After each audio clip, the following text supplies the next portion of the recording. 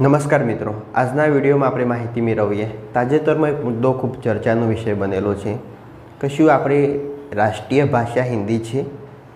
ભારતની રાષ્ટ્રીય ભાષા હિન્દી કે માત્ર અવલોકિત ભાષા છે હિન્દી કે જેનો માત્ર આપણે બોલવા માટે ઉપયોગ કરીએ છીએ?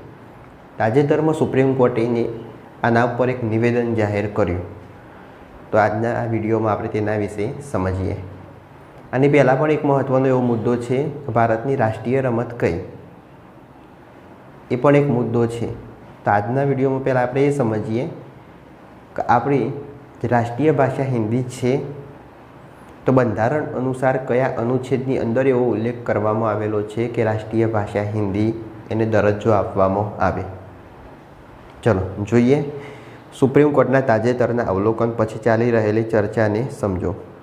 શું હિન્દી એ રાષ્ટ્રીય ભાષા છે? તાજેતરમાં સુપ્રીમ કોર્ટનું અવલોકન. એક મોટર અકસ્માત કેસમાં સુપ્રીમ કોર્ટે અવલોકન કર્યું કે ભલે ભારતમાં 22 સત્તાવાર ભાષાઓ હોય, હિન્દી રાષ્ટ્રીય ભાષા છે. આ અવલોકન પશ્ચિમ બંગાળના સિલિગુડીમાં થયેલ અકસ્માત સંબંધિત ટ્રાન્સપોર્ટેશન દરમિયાન કરવામાં આવેલું હતું. હવે એવું કોર્ટમાં એવું જણાવવામાં આવ્યું કે હિન્દી રાષ્ટ્રીય ભાષા હોવાથી સાક્ષીઓ પાસેથી હિન્દીમાં વાતચીત કરવાની અપેક્ષા રાખવામાં આવે છે. કોર્ટની અંદર સામાન્ય રીતે બે ભાષાનો ઉપયોગ કરી શકાય, એક હિન્દી હોય કાં તો પછી અંગ્રેજી. તો સાક્ષીઓ પાસેથી હિન્દી ભાષાનો ઉપયોગ કરી શકાય એવું કોર્ટે છૂટ આપી. બંધારણ મુજબ આપણે વાત કરીએ તો ભારતની કોઈ રાષ્ટ્રીય ભાષા નથી. ભારતના બંધારણમાં કોઈ એક ભાષાને રાષ્ટ્રીય ભાષા તરીકે સૂચિબદ્ધ કરવામાં આવી નથી. દેશભરમાં 100થી વધુ ભાષાઓ અને 270 માતૃભાષાઓ બોલાય છે. જેમાં અનુચ્છેદ 343A વાત કરીએ તો સંઘની સત્તાવાર ભાષા દેવનાગરી લિપિમાં હિન્દી રહેશે. હિન્દી સંઘની સત્તાવાર ભાષા છે, રાષ્ટ્રીય ભાષા નથી. આ મિત્રો ખાસ ધ્યાન રાખવું કે અનુચ્છેદ 343(1) અંદર એવું લખેલું છે કે હિન્દી એ સંઘની સત્તાવાર ભાષા દેવનાગરી લિપિમાં હિન્દી છે, પણ એ રાષ્ટ્રીય ભાષા છે એવો ઉકેલ નથી. આ અનુચ્છેદ સંઘ કેન્દ્ર સરકારને હિન્દી ભાષાના પ્રસાર અને વિકાસને પ્રોત્સાહન આપવાની ફરજ પડે છે. આનો મુખ્ય હેતુ એ છે કે હિન્દી ભારતમાં સંયુક્ત સંસ્કૃતિના તમામ તત્વો માટે અભિવ્યક્તિનું માધ્યમ બને. આનો એ મતલબ છે કે સરળ ભાષામાં આપણે સમજીએ તો ભારતની અંદર લગભગ ઘણી બધી ભાષાઓ છે. અલગ અલગ રાજ્યો, ભાષાઓ અલગ અલગ બોલે, પણ ભારતની અંદર એક એવી સંયુક્ત ભાષા હોવી જોઈએ કે જે દરેક નાગરિક સમજી શકે. તો આપણે અત્યારે ગુજરાતમાંથી બીજા કોઈ રાજ્યમાં જઈએ તો ત્યાં આગળ હિન્દી બોલતા હોય, તમિલનાડુમાં જઈએ તો ત્યાં આગળ તમિલ ભાષા બોલવામાં આવે છે.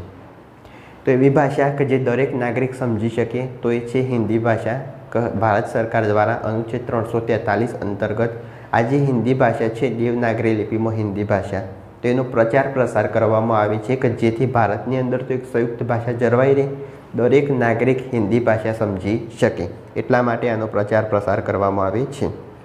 હિન્દીનો વિકાસ અન્ય ભાષાઓના ભોગે નહીં પરંતુ તેમને સમાવીને થવો જોઈએ. એટલે કે દરેક ભાષા હિન્દીની અંદર સમાવી જોઈએ કે હિન્દી એ આખા ભારતની અંદર સમજી શકાય. હિન્દી સાથેની સહસત્તાવાર ભાષા એટલે કે અંગ્રેજીનું સ્થાન સમજીએ. અંગ્રેજી હિન્દી સાથેની કેન્દ્ર સરકારની બે સત્તાવાર ભાષાઓમાંની એક છે. કોર્ટની અંદર જે રીતના હિન્દી અંગ્રેજી ચાલે તે રીતના અનુચ્છેદ 343(2) જેમાં બંધારણના પ્રારંભથી 15 વર્ષ સુધી સત્તાવાર હેતુ માટે અંગ્રેજીનો ઉપયોગ ચાલુ રહેશે. સત્તાવાર ભાષા અધિનિયમ 1963 15 વર્ષ સુધી પણ સંઘના સત્તાવાર હેતુઓ અને સંસદમાં અંગ્રેજી ભાષાનો ઉપયોગ ચાલુ રાખવાની જોગવાઈ છે. કી પોઈન્ટની વાત કરીએ મિત્રો તો અંગ્રેજીનો ઉપયોગ કાયમી ધોરણે ચાલુ રાખવામાં આવેલો છે. એટલે કોર્ટમાં અત્યારે મુખ્ય ભાષા અંગ્રેજી છે, પણ જો તમે અંગ્રેજી બોલવામાં સક્ષમ ના હોય તો હિન્દીનો ઉપયોગ કરી શકો એવી કોર્ટ દ્વારા કહેવામાં આવ્યું. આર્ટિકલ 343(2) અંતર્ગત હિન્દી સાથેની સહસત્તાવાર ભાષા અંગ્રેજી.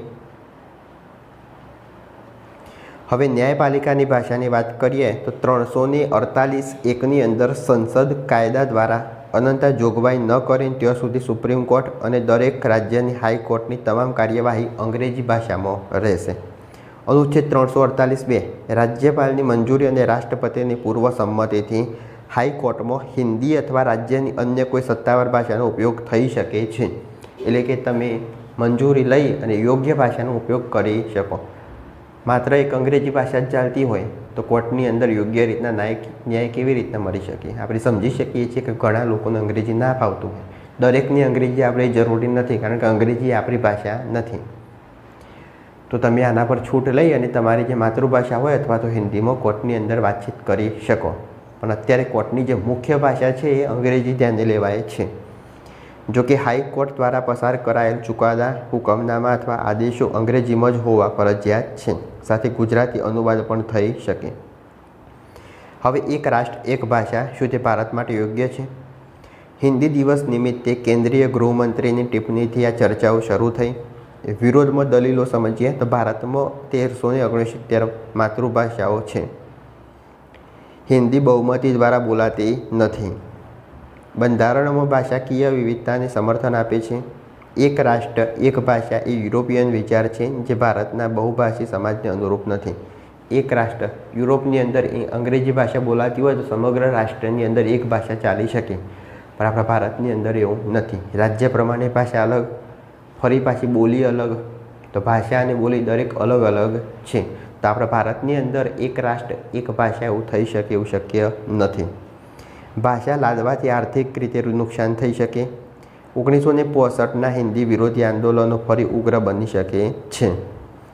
તો ભાષા લાદવાથી પ્રાદેશિક સંવાદિતા જોખમાઈ શકે. એટલે કોઈ પણ એવી ભાષા લાદી શકાય નહીં કે આ જ ભાષાની અંદર ઉપયોગ કરી શકાય.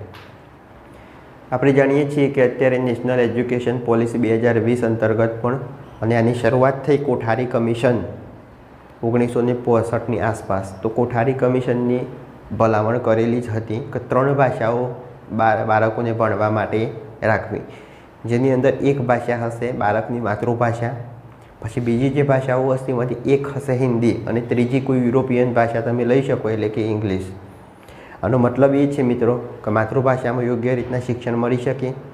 બીજા નંબરની હિન્દી ભાષાની આપણે વાત કરીશું તો હિન્દી ભાષા સમગ્ર ભારતની અંદર એને ઓળખી શકાય, સમજી શકાય, એટલા માટે બીજી હિન્દી ભાષા. અને ત્રીજી અંગ્રેજી ભાષા કે કોઈ પણ ઇન્ટરનેશનલ કામ હોય કે ભવિષ્યની અંદર તો અંગ્રેજી ભાષા કામે આવી શકે.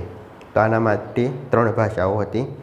માતૃભાષા હિન્દી ભારત માટે, અને આંતરરાષ્ટ્રીય સ્તરે અંગ્રેજી પણ ખૂબ જરૂરી છે.